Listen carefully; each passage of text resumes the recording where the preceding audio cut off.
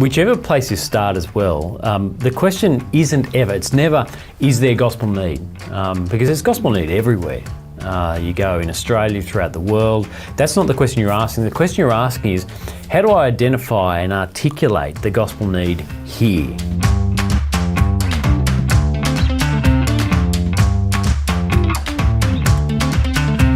Hi, I'm Madeline Galea. And I'm Derek Hanna. Welcome to the Church Planting Australia podcast. We're on episode 3, and today we're answering, how do I decide where to plant?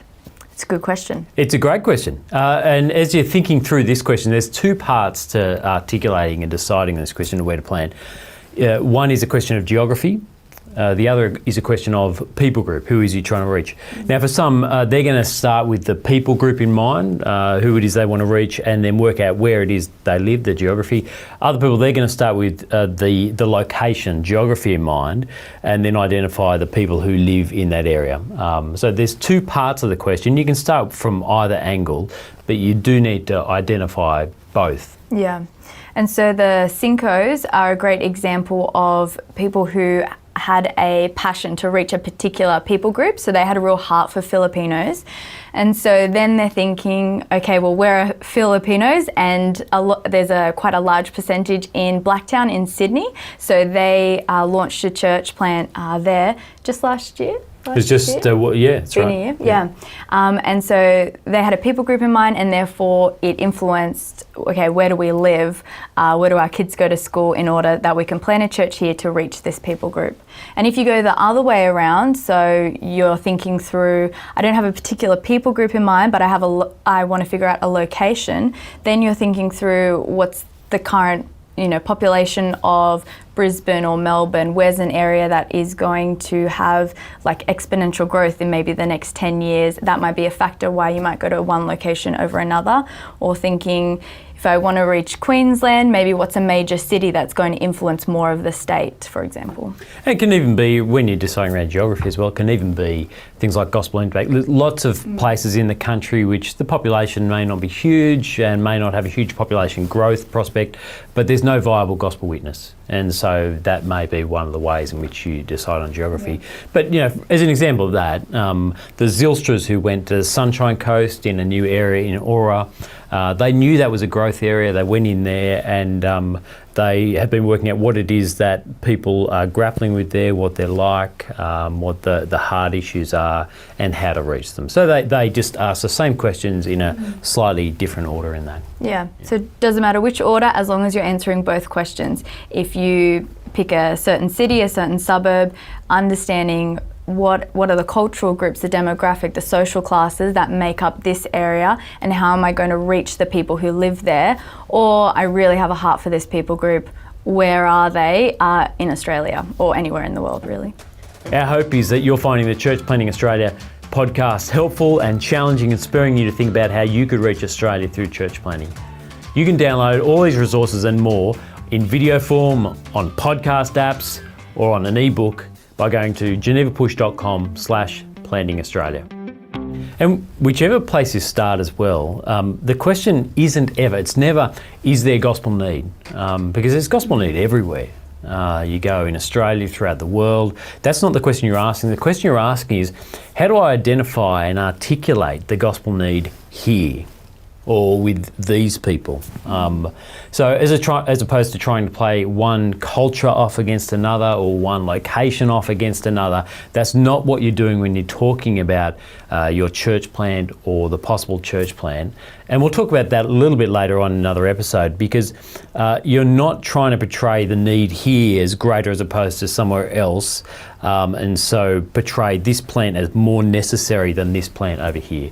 The real purpose behind asking and answering these questions is twofold. So let me give you two reasons why I think it is. The first one is this: you're trying to help people as you're building this picture see those around them through the lens of the gospel. So it's not a competition. The people you're trying to reach are not more lost than the people in the next suburb or the next people group. And we don't want other people who are coming to our plant, or those around us, to think that way either. If you're lost, you're lost. We have a bigger vision when we think about church planting than just our church plan. We know that all people everywhere need the gospel. All people need Jesus. They need to repent and believe, and we are privileged to be a part of what God is doing in this particular location. So the question is really one around clarity, of the who and the where question, of who am I trying to reach, not because they're more lost, but so I get clarity and can talk to other people about that clarity, so that the end point is people are reconciled to Jesus. That's the first one. The second reason is this. We're trying to help people see the need for the gospel in this particular local context. So get a missional mindset for this. Mission is not just something that happens overseas. It's not just something we pay people to go overseas for. And just because people are comfortable around us as well, and just because we are so affluent in Australia in most places, it doesn't mean that people aren't still desperately in need of Jesus. And so wherever you find yourself, whatever people you're trying to reach, whatever area you move into, you're trying to help people that you are leading and calling to both support the plan and join you in it, see that area through the lens of the gospel need there. How many people live there? How many people know Jesus? What are the gospel hopes and dreams that you have in planting this church and you want others who join you to have as well? The goal is not to create a sense of competition with other churches around you, nor to minimise the work that other churches might be doing as well. The goal is to engage the imagination with the possibility for what God could do in this area for these people at that time. That's what it's trying to do. And we're going to take a moment now to pause and listen to Sarah and Josh Allen. So they planted a church in Melbourne called Laneway, and we're going to hear how they wrestled with these two questions. Footscray is in the inner west of Melbourne. This area that we're in is a fast-growing inner city region, and people moving here from all over the world and also from within Melbourne and within Australia. Of the 90,000 or so local residents, perhaps only 10% even claim to be Christian.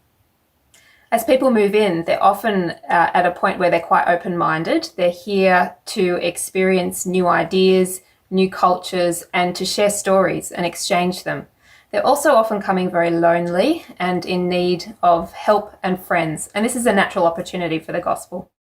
So you'll notice as they answered that question there of the where and the who, that they started with the where. They had Footscray in mind, but they moved towards the who as well. They began to identify who it was that lived in Footscray. And Footscray is an interesting area of a whole number of people from a whole bunch of backgrounds. It's a beautiful place.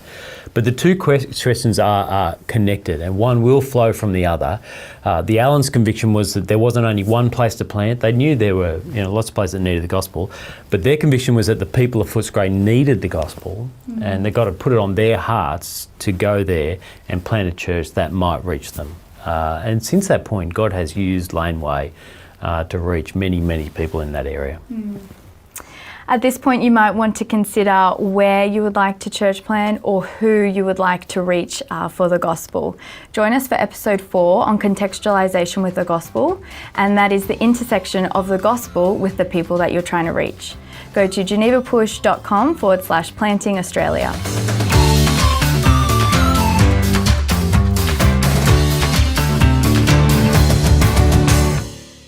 Join us for episode 4 as we talk through contextualization with the gospel, which is bringing, I can't say that.